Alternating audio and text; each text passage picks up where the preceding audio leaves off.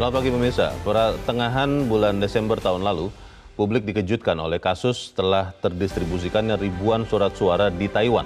Bahkan beberapa di antara surat suara itu telah tercoblos. Padahal sesuai dengan peraturan KPU nomor 25 tahun 2023 tentang pemilu 2024, Panitia Pemilihan Luar Negeri atau PPLN baru bisa mengirimkan surat suara kepada pemilih yang mencoblos via pos pada 2 hingga 11 Januari 2024 dan surat suara itu harus dikirimkan kembali ke KPU paling lambat 15 Februari. Peristiwa itu pun kemudian diviralkan di media sosial oleh salah seorang WNI yang ada di Taiwan yang menerima surat suara pemilu itu. Setelah viral, Ketua KPU Hashim Asyari mengakui hal itu sebagai sebuah kelalaian dan menganggap surat suara itu tidak sah. Pemirsa, inilah editorial Media Indonesia di seri ini Selasa 9 Januari 2024 dengan tema Pertaruhan Legitimasi Pemilu bersama saya Leonard Samosir.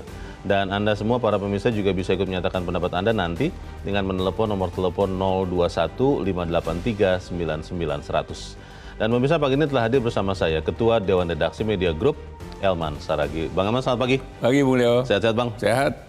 Tidak terima surat suara dong? Tidak dong. Kan tidak di Taiwan. Tidak di Taiwan, kita kan Jakarta. Ada di Jakarta. Tapi belum terima. Belum terima. Menarik sekali Bang soal legitimasi pemilu ini karena itu nanti akan sangat menentukan nasib bangsa kita. Tapi sebelum kita bahas itu Bang Elman dan pemirsa, kita lihat dulu beberapa berita yang diperhatikan media Indonesia untuk hari ini. Yang pertama ini adalah headline media Indonesia untuk hari ini, Anda bisa lihat di harian Anda pemirsa. Pembelaan Jokowi bukti ketidaknetralan. Ini maksudnya terkait dengan debat yang minggu malam kemarin Bang. Pembelaan yang seperti apa yang dilakukan oleh seorang Jokowi dan kenapa itu disebut bukti ketidaknetralan, Bang Elman? Ya, memang sebetulnya sih yang disampaikan Pak Jokowi kan Pak Jokowi kan berkomentar kan tentang debat itu kan. Ya normatif sebetulnya. Oke. Tetapi ketika Pak Jokowi sebagai presiden mengomentari seakan-akan debat itu kan tidak mendidik, kata Pak Jokowi. Kan. Nah, bahkan dia bilang itu terkesan menyerang pribadi gitu kan. Nah, sebetulnya sepanjang yang saya baca di media sosial yang mainstream dan juga ya tanggapan-tanggapan masyarakat, tidak ada yang berpendapat seperti Pak Jokowi. Semua orang mengatakan puas debat itu, terutama karena di situ akan terlihat visi dan misi dan gagasan yang dibawa seorang paslon. Dan gagasan itu diuji, didebat oleh paslon lain. Dan di situ akan memang terlihat kompetensi paslon ini. Dia cakap menguasai enggak? Dan di situ kan terlihat dia ada paslon yang mungkin keteter. Padahal sebetulnya kan kalau disimak publik juga menyimak, bagus perdebatan itu. Isinya masih tetap sesuai koridor, tidak menyerang pribadi atau seperti apa Bang? Bukan, kalau kita kan nonton kan. Sepanjang perdebatan itu memang mendebat gagasan. Kan orang mau jadi presiden. Betul. Jadi sebetulnya pertanyaan paslon itu mewakili masyarakat. Masyarakat ingin tahu apa isi kepala dari paslon ini. Itu bukan rahasia negara yang kan kalau dikatakan Pak Jokowi tidak semuanya bisa dibuka loh, tidak seperti toko kelontong katanya begitu Bang. Nggak ada rahasia negara di situ. Nggak ada. Orang misalnya kan soal pertahanan, kan nggak ditanya mengenai seluk-beluk persenjataan. Yang ditanya adalah beginilah keberadaan pertahanan kita kan itu. Jadi menurut saya tidak kurang elok lah sebetulnya presiden mengomentari seperti itu dan publik membacanya ini jangan-jangan presiden lagi tidak netral ini. Ada endorse. Karena kebetulan putranya ikut. Nah, jadi ketika dia sepertinya keberatan, jadi seolah-olah dia sedang membela paslon tertentu. Nah ini bacaan publik. Saya nggak yakin. Bisa benar, bisa juga benar. Karena mungkin tidak benar. Masa presiden katanya presiden dari awal bilang saya tidak presiden akan netral. Iya. Walaupun terlihat iya. Ya publik membacanya mungkin terbalik loh. Ada teman saya yang bertanya begini Bang, menarik juga dengan jeli dia mengatakan, kok baru di debat ketiga ini ya komentarnya? Kan debat 1 ada, debat 2 ada, tidak ada komentarnya loh. Gitu. Mungkin waktu debat pertama, debat kedua, apa yang di hati Pak Jokowi mungkin sor juga dia. Cocok. Oke. Debat ketiga ini, aduh. Agak kurang cocok. Oke. Ya mungkin juga gitu ya. Boleh dong. Bisa jadi. Boleh. Ya sudah kita harapkan. Tapi sebagai presiden, mestinya ketidakcocokan itu cukup di hati. Betul. Dan saya percaya betul bahwa presiden kita Pak Jokowi itu masih netral, Bang. Masih. Oh, jangan gitu, Leo. Oke, kita tinggalkan berita itu. Kita ke berita selanjutnya masih dari halaman 1, pemirsa. Ini terkait dengan infrastruktur. Peresmian proyek dikhawatirkan bermotif politik. Wah, ini ada motif lagi nih Bang. Ini maksudnya apa ini Bang? Ini sama. Oh, sama. Sama. Maksudnya gimana Jadi, Bang? nadanya sama. Jadi mestinya ya. Yeah. Orang rakyat juga membaca ya. Proyek-proyek yang diresmikan ini ya proyek strategis. Oke.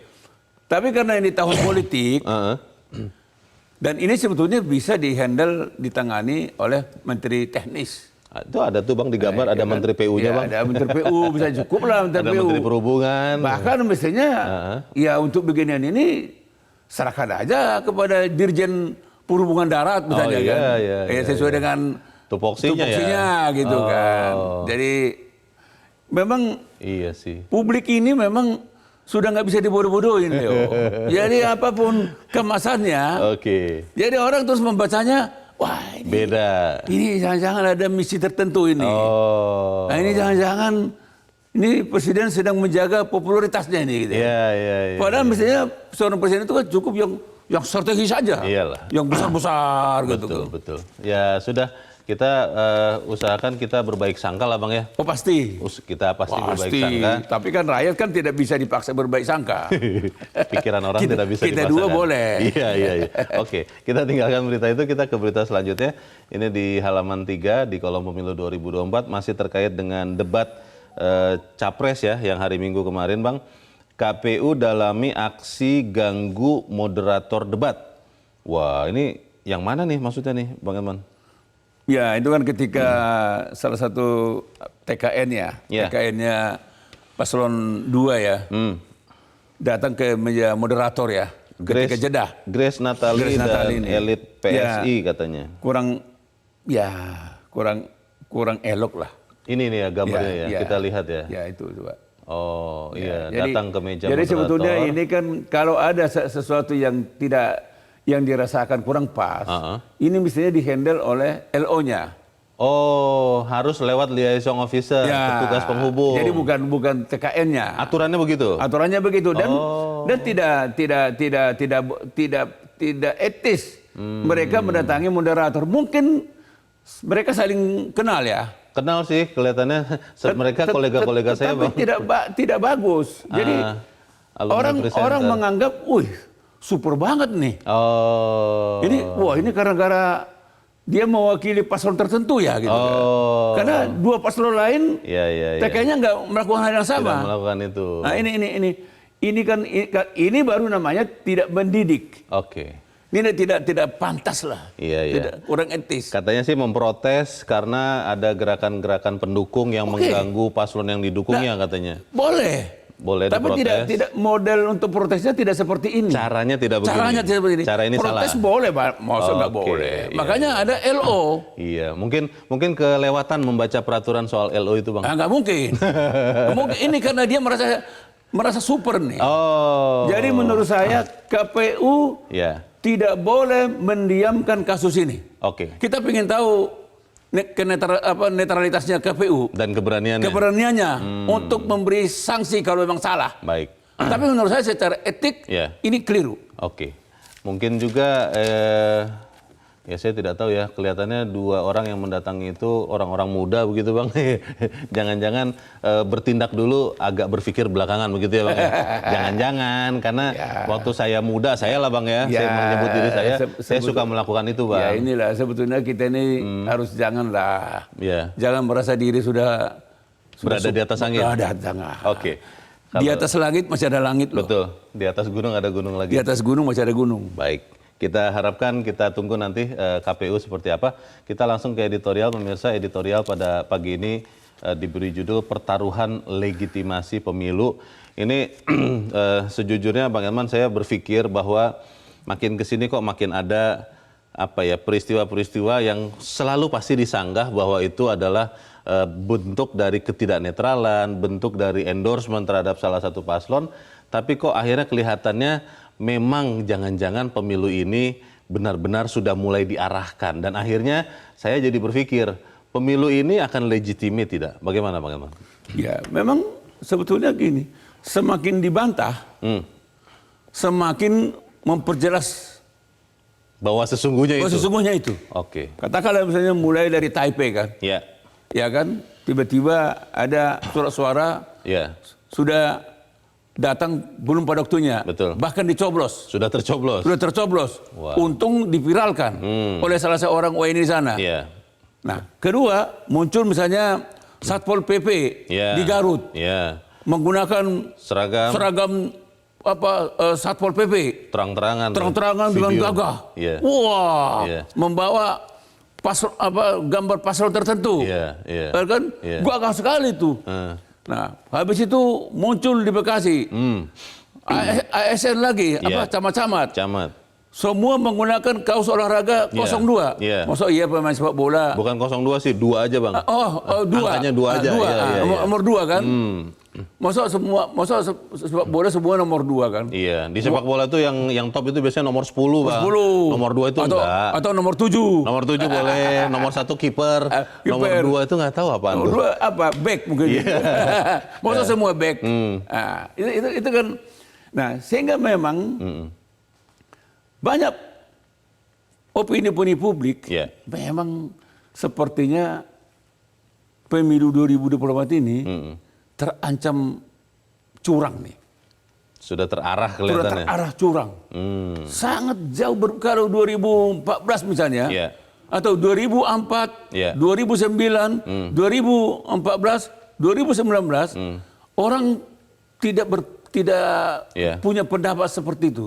Kalau ini ekstrim, ini bahaya nih curang nih. Makin lama makin terasa ya? Makin terasa. Ini walaupun dibantah, ini mungkin curang ini katanya. Anda bisa bayangin, Leo, kalau betul-betul terjadi pemilu curang, itu berarti yang akan terpilih nanti dalam pemilu yang akan datang ini adalah kepala pemerintahan, presiden, wakil presiden yang bukan dikehendaki rakyat. Itu pasti. Kalau pemilunya curang, pasti siapapun yang terpilih, presiden, wakil presiden 14 Februari akan datang, itu pasti bukan yang dikehendaki rakyat.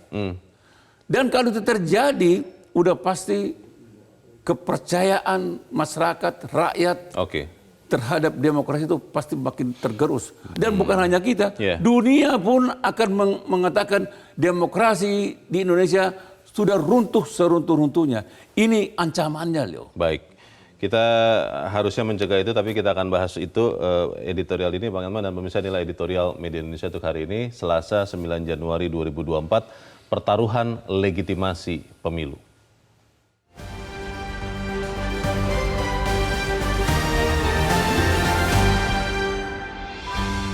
Pertaruhan legitimasi pemilu.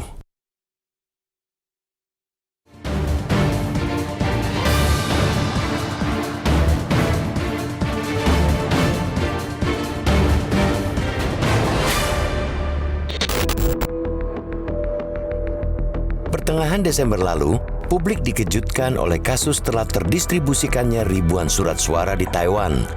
Bahkan beberapa di antara surat suara itu telah tercoblos. Padahal, sesuai peraturan KPU nomor 25 tahun 2023 tentang pemilu 2024, Panitia Pemilihan Luar Negeri atau PPLN harus mengirimkan surat suara kepada pemilih yang mencoblos via pos pada 2-11 Januari 2024. surat suara itu harus dikirimkan kembali ke KPU paling lambat 15 Februari. Peristiwa itu pun diviralkan di media sosial oleh salah seorang WNI di Taiwan yang menerima surat suara pemilu tersebut. Setelah viral, Ketua KPU Hashim Asyari mengakui hal itu sebagai sebuah kelalaian dan menganggap surat suara itu tidak sah. Kejadian di Taiwan itu hanyalah salah satu indikasi adanya dugaan kecurangan pada pemilu tahun ini. Sejumlah pihak menduga kecurangan yang terstruktur, sistematis, dan masif atau TSM akan mewarnai pelaksanaan pemilu presiden kali ini. Dugaan itu sangat beralasan. Selain surat suara yang sudah tercoblos di Taiwan, pengerahan aparat sipil negara untuk berpihak pada salah satu pasangan calon juga dilakukan terang-terangan. Belum lagi berbagai tekanan terhadap sejumlah kepala desa yang tidak mau mendukung salah satu pasangan kandidat. Begitu juga dengan politisasi bantuan sosial alias bansos yang sulit untuk dikatakan tidak terkait dengan hajatan politik 5 tahunan itu. Praktek-praktek kotor itu tentu menggugah akal sehat. Legitimasi pemilu benar-benar dipertaruhkan. Semangat informasi, terutama upaya untuk menegakkan demokrasi yang dengan susah payah diperjuangkan, kini kembali coba dirobohkan secara sadar demi memenangkan sebuah kontestasi bernama pemilu. Asas kejujuran dan keadilan yang menjadi spirit pelaksanaan pesta demokrasi tersebut coba diterabas demi syahwat kekuasaan. Moralitas dan etika dalam berpolitik ditaruh di posisi paling belakang. Sungguh ironis, sebab hal semacam ini hanya mungkin bisa dilakukan oleh pemerintahan otoritarian yang tidak menghormati hak-hak rakyatnya. Ini negara demokrasi. Oleh karena itu, praktik semacam ini harus dilawan. Mereka yang masih memiliki nurani dan akal sehat, jangan takut untuk mengawasi dan melaporkan segala bentuk kecurangan terkait pelaksanaan pemilu. Kepada KPU dan Badan Pengawas Pemilu atau Bawaslu, kita tentu menaruh harap agar dapat menjadi benteng keadilan. Kedua lembaga itu bukan perpanjangan tangan partai maupun pemerintah dengan berbagai kepentingannya. Ia lembaga penyelenggara dan pengawas yang mengartikulasikan asas persamaan dan mengakomodasi kepentingan pemilih. Jujur harus diakui, lembaga ini memang mengemban tugas berat, namun sekaligus mulia sebagai cermin kejujuran dan keadilan pelaksanaan pemilu yang demokratis. Sebagai anak kandung reformasi, KPU dan Bawaslu harus lebih baik daripada Lembaga Pemilihan Umum atau LPU yang selama beberapa dekade cuma jadi alat legitimasi, memuluskan langkah tirani penguasa. Ini tentu ujian berat bagi KPU dan Bawaslu, dan mereka tidak boleh dibiarkan bekerja sendiri. Oleh karena itu, penting juga kiranya ada inisiatif dari publik untuk mengawal pemilu dari potensi kecurangan dan masalah netralitas aparat. Dengan begitu, ada semacam alat kontrol untuk menghindari dan mencegah pemilu yang buruk. Para intelektual atau siapapun yang mencintai demokrasi harus ikut mengawal pemilu ini agar berlangsung jujur dan adil. Ini bukan perkara semata siapa menang atau siapa kalah. Ini persoalan menyelamatkan demokrasi dari tirani kekuasaan. Lagi pula, apa gunanya menang pemilu tapi dilakukan dengan cara-cara curang? Intinya, demokrasi biar bagaimanapun harus diselamatkan dari mereka yang hanya haus dan berburu kekuasaan.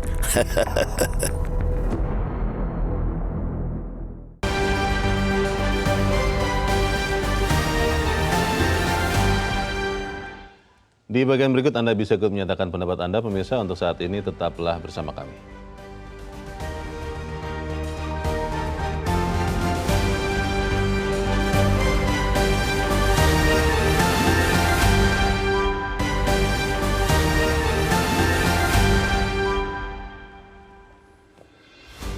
Terima kasih pemirsa, Anda masih bersama kami di Editorial Media Indonesia. Dan sebelum kita lanjutkan diskusi kita, Bang Elman, kita mau bertanya dulu. Saat ini kita sudah tersambung lewat saluran telepon dengan analis politik dari Universitas Paramadina, Ahmad Khoirul Umam. Pak Umam, selamat pagi. Selamat pagi, Mas. Pagi Ya. Mas Leonard, pagi Mas Ilman. Baik, pagi. Selamat pagi. Pak Umam, kita melihat ada beberapa kasus ya. Ada di Taiwan, ada di Garut, ada di Jawa Tengah. Tadi di headline jam 7 saya bacakan beritanya. Yang kita duga adalah bentuk-bentuk ketidakjujuran, kecurangan, bentuk-bentuk ketidaknetralan dari sekian kelompok dalam pemilu ini. Pertanyaan pertama saya adalah, apakah rakyat itu benar-benar masih bisa berharap, Pak Umam, kepada penyelenggara pemilu, KPU, Bawaslu, DKPP, bahwa mereka benar-benar akan bisa menjalankan tugasnya untuk memastikan pemilu ini jujur? Bagaimana Pak Umam? Ya, sebagai sebuah harapan dan ekspektasi tentu harus kita jaga bersama-sama. Karena bagaimanapun juga legitimasi pemilu itu sangat penting dan akan menentukan seberapa kredibel, seberapa lancar proses konsolidasi pemerintahan bagi siapapun nanti yang akan terpilih di pemilu 2024 nanti. Nah, oleh karena itu dari sisi kepemiluan, maka harus dijaga betul aspek-aspek yang kemudian menjadi unsur utama pemilu. Baik dalam konteks regulasi, kemudian proses pemilihannya itu sendiri, lalu independensi dan juga netralitas lembaga penyelenggara pemilu, termasuk juga bagaimana kualitas dari peserta pemilih dalam konteks ini adalah masyarakat itu sendiri. Nah, di level ini memang dalam konteks kompetisi yang ketat, kita sangat membutuhkan penyelenggara pemilu yang betul-betul profesional, netral, dan juga independen. Nah, kalau misal apa yang terjadi di Taiwan, kemudian di beberapa tempat yang lain, juga terkait dengan konteks tendensi atau adanya kecenderungan tidak netralnya lembaga negara, tentu hal itu harus menjadi sebuah catatan penting. Karena bagaimanapun juga hal ini tentu dipengaruhi oleh struktur kekuasaan. Kalau misal kekuasaan menunjukkan keberpihakan yang sangat vulgar kepada salah satu capres-cawapres tertentu, maka lembaga-lembaga negara termasuk TNI, Polri, BIN, berpotensi kemudian masuk dalam sebuah atmosfer politik yang memiliki tendensi keberpihakan yang semakin vulgar kepada salah satu capres tertentu. Nah, ini yang kemudian harus kita antisipasi, jangan sampai kemudian terjadi pelanggaran-pelanggaran secara terstruktur, masif, dan juga sistematis di berbagai daerah. Karena itu pertaruhannya sangat luar biasa. Pak Umam, kita bisa tidak sebagai rakyat, sebagai warga negara yang akan ditentukan nasibnya, memastikan bahwa tidak ada penyalahgunaan kekuasaan, karena nyata-nyata bahwa salah satu paslon yang ikut Pilpres 2024 ini memang sangat dekat dengan petahana. Bagaimana caranya kita memastikan seluruh kekuasaan itu tidak disalahgunakan, Pak Umam? Iya, secara umum memang kita hanya bisa berharap ya dari partisipasi masyarakat itu sendiri.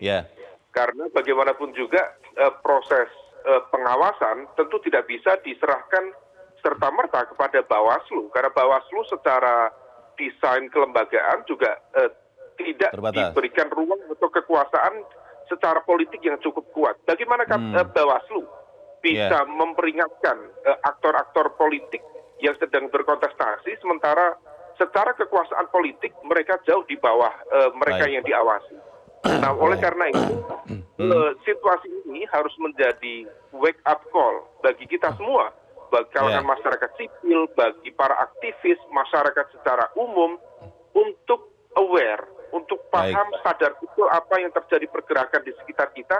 Jika kemudian ada pelanggaran, kita harus bersuara. Jika ada sesuatu yang tidak tepat, kita harus suarakan. Kita harus bergerak ya untuk melawan ketidakadilan.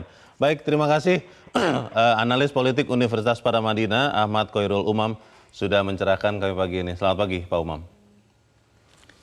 Bang Ilman, pertanyaan besarnya adalah apakah kita bisa berharap kepada penyelenggara pemilu bahwa mereka benar-benar melaksanakan tugasnya, karena dalam Pilpres kali ini nyata-nyata itu ada paslon yang memang sangat dekat dengan petahana. Ya, harapan sih tinggal harapan ya. Harapan tinggal harapan. Karena memang dari awal sebetulnya kan penyelenggara pemilu, KPU, Bawaslu kan sudah didesain kan, supaya dia netral. Harusnya. Harusnya dia harus netral. Itulah membedakan dia dengan lembaga pemilihan umum dulu. Dulu kan LPU namanya kan. Dulu sangat dekat dengan kekuasaan kan. Didesainlah setelah reformasi ada KPU dan Bawaslu. Kedua lembaga ini sama-sama penyelenggara pemilu ini diharapkan independen. Sehingga kesalahan apapun yang dilakukan oleh paslon, siapapun, partai politik pun, termasuk penyelenggara negara, dia akan tindak. Itu kan harapannya. Idealnya. Nah, harapan itu tetap akan kita gelorakan.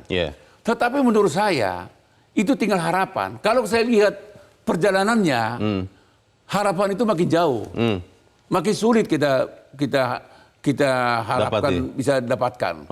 Nah, oleh karena itu menurut saya tinggal kita sekarang harapan satu-satunya adalah kepada rakyat yang punya hak pilih.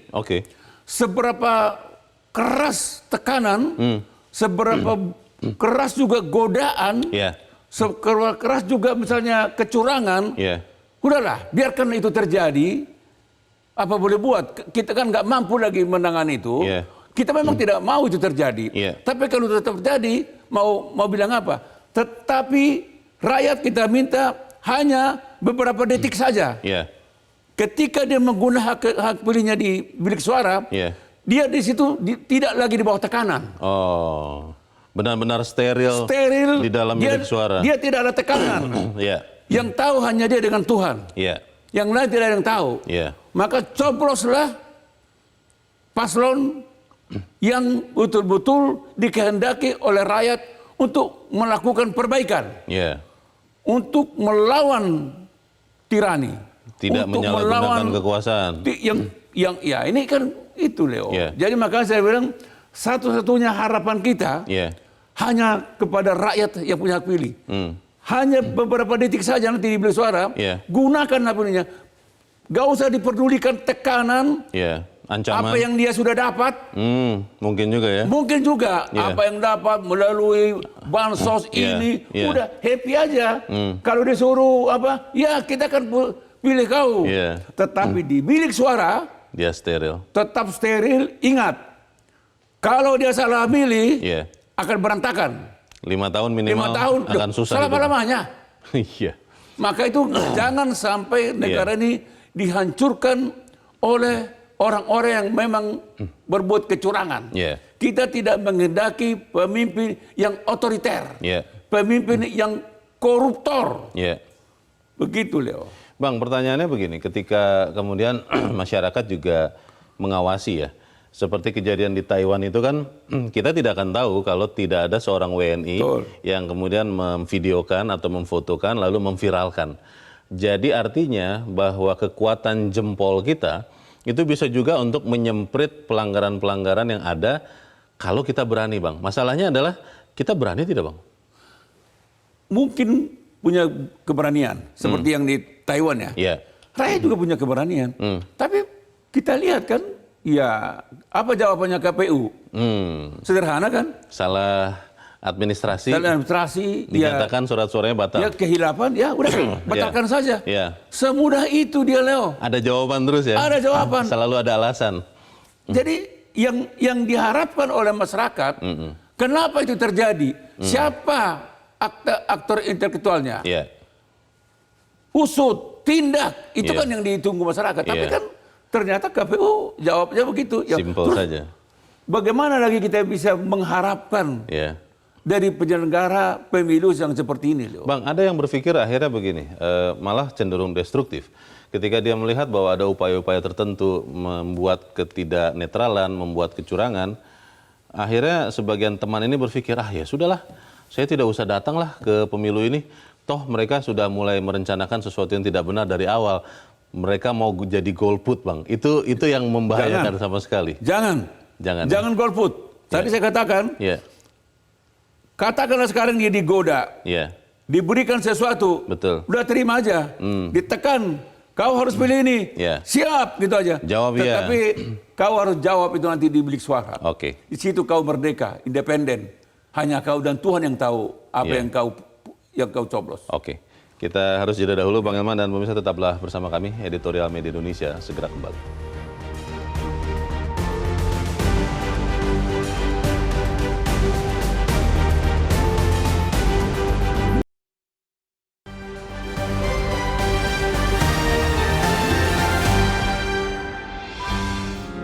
Media Indonesia mengajak Anda untuk mengakses fitur premium e-paper. Dengan sajian konten berbasis intelektual dan meneguhkan kebangsaan, Media Indonesia tampil dengan lebih dinamis melalui e-paper Media Indonesia yang dapat Anda akses kapan saja, di mana saja. Caranya mudah, download aplikasi Media Indonesia di Android atau ketik link e-paper.mediaindonesia.com atau bisa scan QR Code pada layar kaca Anda. Klik tab e-paper di bagian samping layar tablet Anda, daftarkan data diri, serta pilih paket perlangganan e-paper Media Indonesia sesuai dengan kebutuhan Anda. Nikmati juga bonus spesial tambahan 4 halaman rubrik fokus setiap hari. Semua bisa Anda dapatkan hanya di e-paper Media Indonesia. Untuk informasi lebih lanjut, hubungi customer service di nomor 0811 1201 2018 atau kunjungi media sosial @Media Indonesia. Media Indonesia, referensi bangsa. Terima kasih pemirsa, Anda masih bersama kami di Editorial Media Indonesia dan sekarang waktunya kita, Bang Elman, juga untuk mendengarkan pendapat dari pemirsa Metro TV. Saat ini kita sudah terhubung dengan pemirsa Metro TV di Makassar, Sulawesi Selatan. Ada Pak Glota. Pak Glota, selamat pagi. Ya. Pagi. Ibu Glota, pagi, mohon maaf Ibu Glota, selamat pagi. Pagi. Iya, di Makassar, Sulawesi Selatan ya Bu. Silakan Bu, bagaimana ini Bu soal legitimasi pemilu kalau ternyata benar bahwa memang ada kecurangan yang disebut-sebut orang terstruktur, sistematis, dan masif ya, ini. Bagaimana betul. menurut Anda? Silakan Bu Glota. Waduh, sangat tidak menyenangkan dan membuat hati terluka. Iya. Kenapa Bu? Halo? Iya. Halo ya. Pak. Ya, silakan Bu, lanjut Bu. Iya.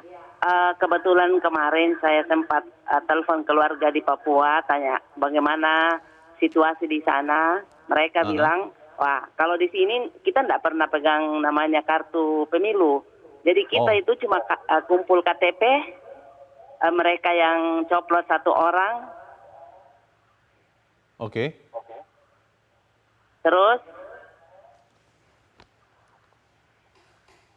Ya Bu. Terus kalau di sana ada orang yang baru minta kartu untuk coplos, katanya mereka bilang sudah habis. Jadi mereka tidak ngapa-ngapain gitu loh. Terus saya bilang kalau di TPS kan kita bisa pilih tanpa dilihat. Katanya tidak pernah kita injak namanya TPS. Oh, itu gitu. Di Papua ya Bu? Iya, Papua. Waduh, bisa begitu ya? Oke. Jadi kalau menurut Bu Glota, kira-kira pemilu... kalau seperti itu ya otomatis satu orang yang diuntungkan Pak. Pemilu Februari ini kira-kira masih punya legitimasi atau sulit menurut Bu Glota? Oh, kalau saya tidak sama sekali. Kalau menang karena seperti ini ya otomatis tidak ada legitimasinya. Oke, baik. Terima kasih Ibu Glota di Makassar, Sulawesi Selatan untuk pendapat Ibu. Selamat pagi Bu. Di belakang Ibu Glota ada pemirsa Metro TV di Batam, Kepulauan Riau, Pak John Veto. Pak John, selamat pagi. Selamat pagi, Bung Rul, selamat pagi. Bung Elman Saragi, selamat pagi Pak John. Ya. Ya, bagaimana? Silakan Pak, pendapat Anda. Ya, pertaruhan legitimasi pemilu. Jadi ini kata-kata legitimasi ini agak sulit mungkin kita dapat 2024 nih Bung Leo. Agak sulit? Ya. Kenapa Pak? Tapi apapun ceritanya, kita harus merupakan satu kalimat ya, yang tegas. Namanya lawan. Oke. Ya. Harus kita lawan. Jadi begini. Lawan. Ya. Jadi semuanya sekarang ini kan terbuka semua. Yang kayak di Taiwan. Ya. Dikirim, belum waktunya, tapi udah dicoblos. Kan terbuka. Begitu juga di Malaysia, ya, pemilih kita luar negeri, ya, tidak terdaftar di DPT dengan jumlahnya nggak tanggung banyak, itu kan terbuka juga jadinya. Oke. Itu juga yang Yang agak anehnya, yang kejadian di Garut, di Jateng, yang ASN ini, Satpol PP, ya, pegawai negeri, ini menampakkan ke masyarakat bahwa mereka ini bodoh. Bahwa mereka ini bukan sosok seorang ASN yang baik. Karena ASN, TNI, Polri, itu sudah baku boleh standarnya. Tidak perlu lagi itu diapa-apakan. Itu memang beneran bodoh atau memang karena merasa bahwa mereka pasti aman meskipun melakukan sesuatu yang salah? Menurut Anda yang mana? Tapi saya begini, Bung Leo, saya masih ada keyakinan saya, ya. Mereka ini di depan aja nampakkan kalau dia terancam juga, contoh kayak kepala desa lah, ASN lah ini di depan aja. Tapi di dalam kotak suara mereka akan memakaikan hati nuraninya. Itu yang saya harapkan. Ada bisikan di situ. Itu ya, kalau tidak kita akan jauh hancurnya kita, lebih hancur lagi kita daripada 1998. Satu kata, lawan dan di bilik suara, pilihlah sesuai hati nurani. Terima kasih Pak John Veto di Batam, Kepulauan Riau. Selamat pagi Pak. Di belakang Pak John ada Pak Ondo di Bekasi, Jawa Barat. Pak Ondo, selamat pagi. Selamat pagi Bung Leo, selamat pagi Bung Yelman. Selamat pagi Pak Ondo. Silakan Pak, pendapat Anda Pak. Iya, memang belakangan ini mulai ada terlihat praktek-praktek kotor terjadi. Seperti bansos dikatakan sebagai andil Jokowi. Apalagi mengatakan tuh Mendak mengatakan kita harus mengucapkan terima kasih kepada Jokowi dengan memilih Gibran. Ini terang-terangan membodoh-bodohi rakyat. Ini harusnya sudah masuk pelanggaran. Gimana tuh Bawaslu? Apalagi ada lagi kasus simulasi yang hanya terdiri 2 pasang gambar calon. Jawabannya enteng sekali Bung Leo. Itu cuma dikatakan, oh itu human error. Aduh, sesederhana itu. Suara di Taipei, katanya, oh itu ada kelalaian. Nah begini jawaban anak kecil ya, lantas surat-surat tersebut dikemanakan? Di Bekasi, pejabat wali kota dan beberapa camat melakukan dukungan kepada calon nomor 2 dengan memakai kaos nomor 2. Di Garut ada PP, Satpol PP. Cuman hasil keputusan akhirnya cuma dikatakan demosi 3 bulan tanpa gaji.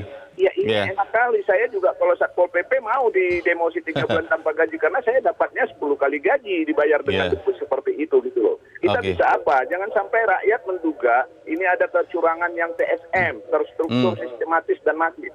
Saya sarankan nih kepada masyarakat, sudahlah jaga harga dirimu. Jangan gara-gara bansos Anda menggadaikan harga diri Anda untuk memilih pasangan tertentu. Ingat harga bansos tidak seberapa. Anda jangan menghancurkan negara ini.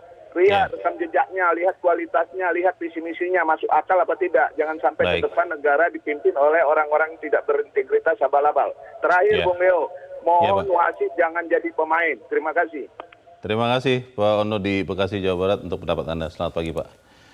Pak Ondo bilang mohon wasit jangan jadi pemain. Ini 3 penelepon mirip-mirip semua nih Bang. Tapi yang mengejutkan tadi ya, mungkin juga orang sudah ada yang tahu sih. Kalau benar yang dikatakan Bu Glota di Makassar, bahwa di Papua itu ada semacam pengarahan begitu.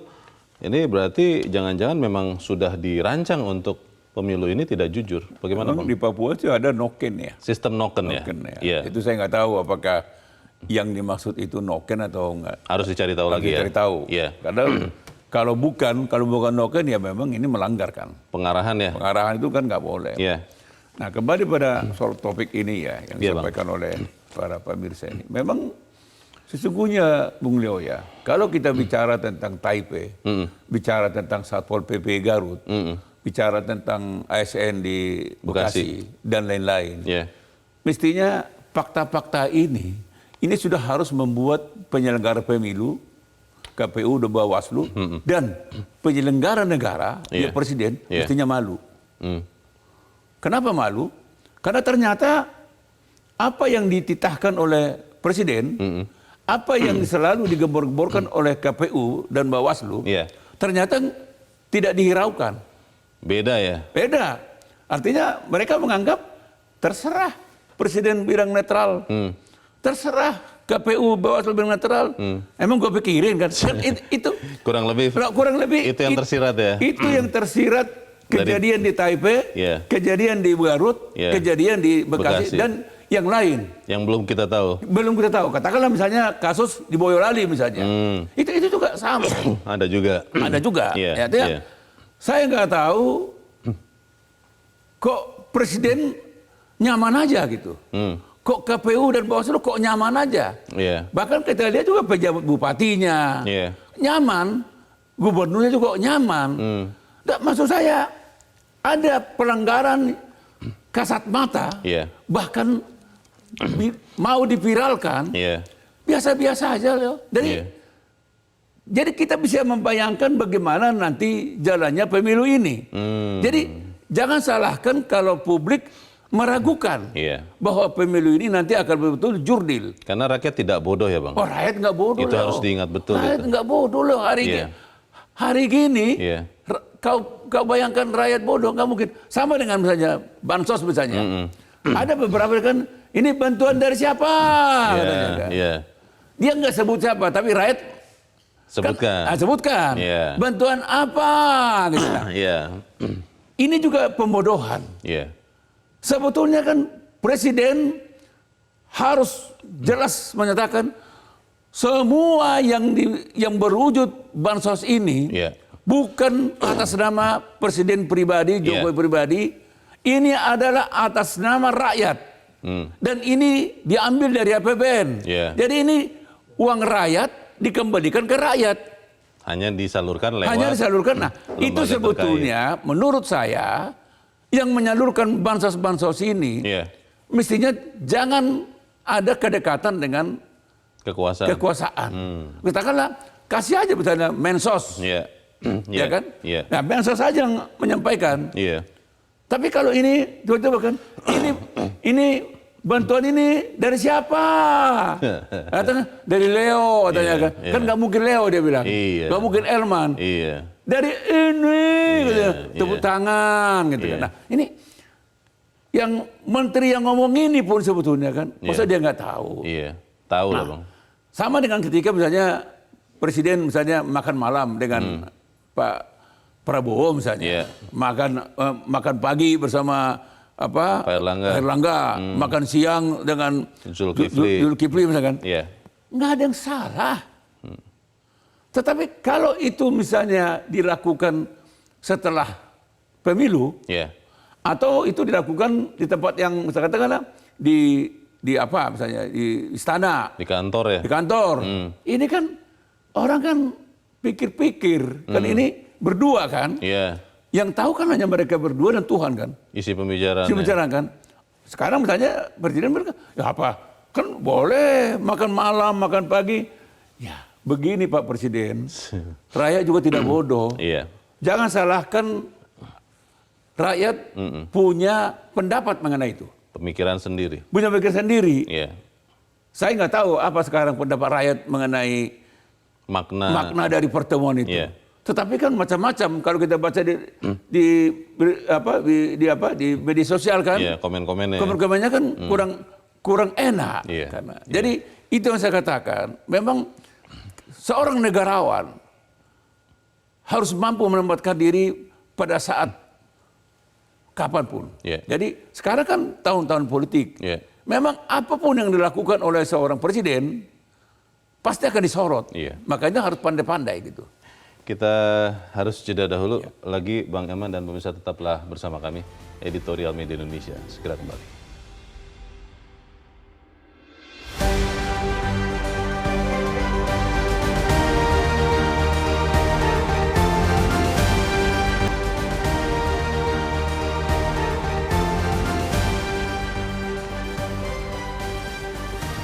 Terima kasih Anda masih bersama kami. Kita ada di bagian akhir dari diskusi kita pagi ini. Bang Elman, kekuasaan itu sebetulnya harusnya menjadi alat untuk menyejahterakan rakyat.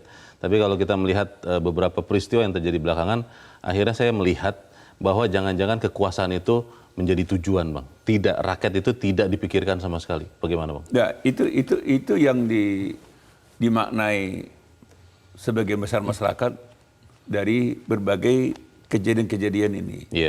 Misalnya soal Taipei, Garut, Bekasi dan lain kan. Orang akhirnya menyimpulkan, oh ternyata tujuan mereka untuk berkuasa. Yang penting menang. Menang. Apapun caranya. Apapun caranya. Padahal sebetulnya kita diajarkan menang itu bukan sekedar menang, tapi menang yang beradab. Betul. Menang yang bermoral. menang secara demokratis. Itulah sebetulnya harapan masyarakat dari Revolusi 45 sampai sekarang sudah 79 tahun ya Indonesia merdeka. Masuk kita masih seperti barbar gitu ya. Masuk untuk sebuah kemenangan apapun caranya. Bukan begitu. Itu kan itu primitif sekali itu. Akhirnya membuat kita jadi tidak terlalu berbeda dengan binatang, Bang. Binatang ya, primitif. Jadi hanya untuk tujuan kemenangan. Makanya sekarang satu putaran. Ya. Makanya saya selalu bilang, rakyat jangan percaya satu putaran.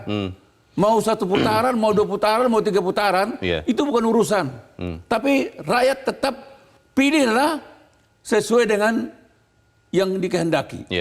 Pilihlah yang bukan karena karena iming-iming. Iming-iming atau ancaman? Atau yang lain. Atau yang lain. Jadi itu yang mestinya harus diedukasi oleh para pemimpin.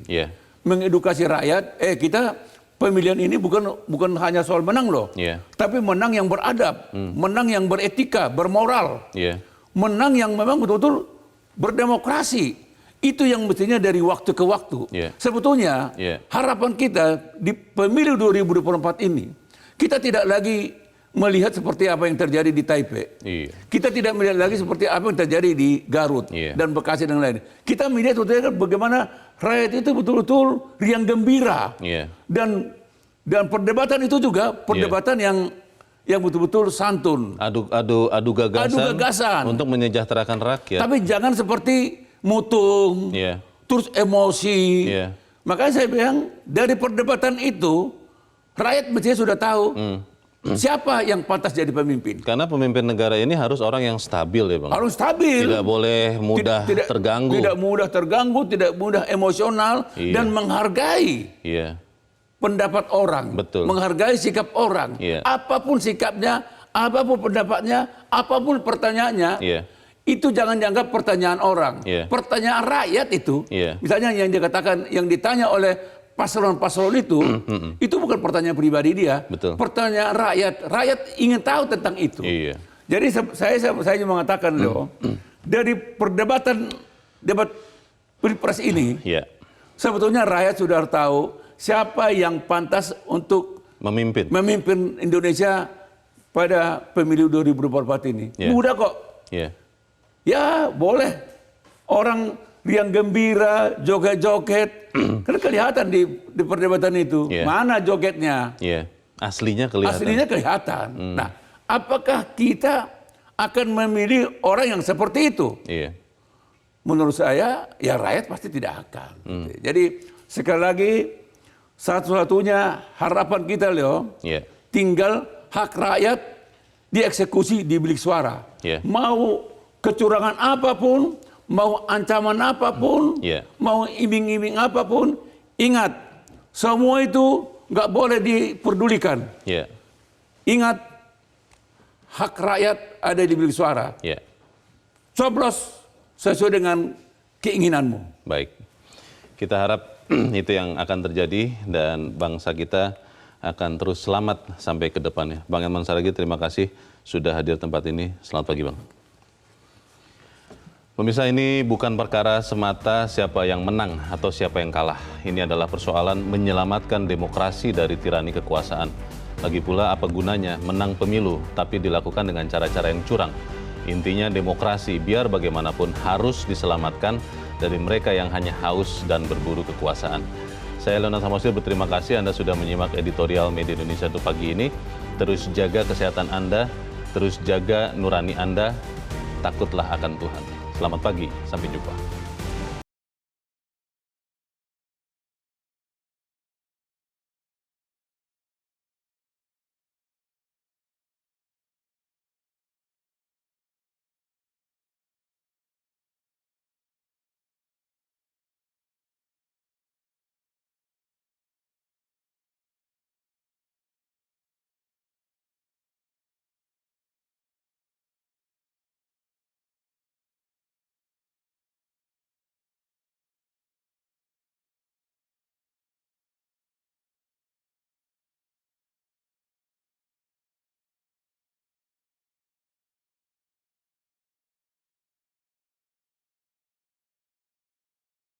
Jelajahi cara baru mendapatkan informasi. Download Metro TV Extend sekarang.